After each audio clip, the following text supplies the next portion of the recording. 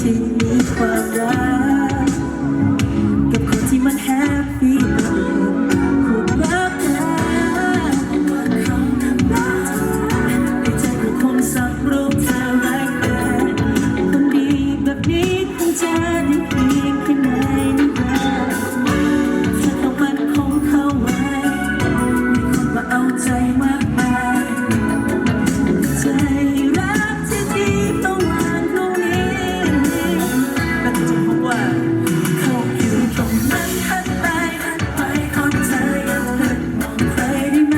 คำนั้นกลับมาคืนนี้อีกไม่กี่นาทีเธอรอเขาได้ไหมอย่าได้วันไว้หันไปเธอยังเพิ่งมองใครฉันมาแค่เพียงคอยเตือนให้เธออย่าลืมว่ามีคนที่รักทุกคนยังสบายดีอยู่ไหมครับ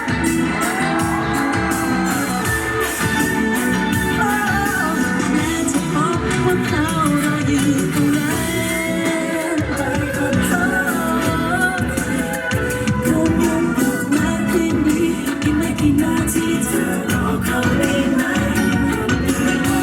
หันไปเธอยังเพิ่งมองใครฉันมาแค่เพียงคอยเตือนให้เธออย่าลืม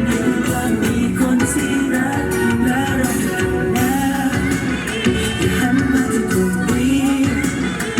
ให้เขาได้ยินสักน้ำตาเธออย่าเพิ่งหันมา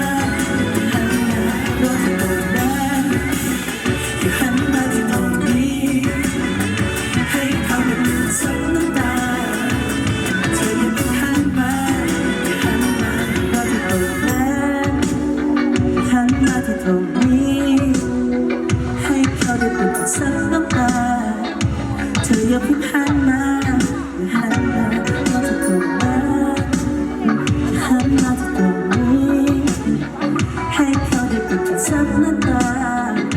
เธออย่าเพิ่งหันมาอย่าหันมา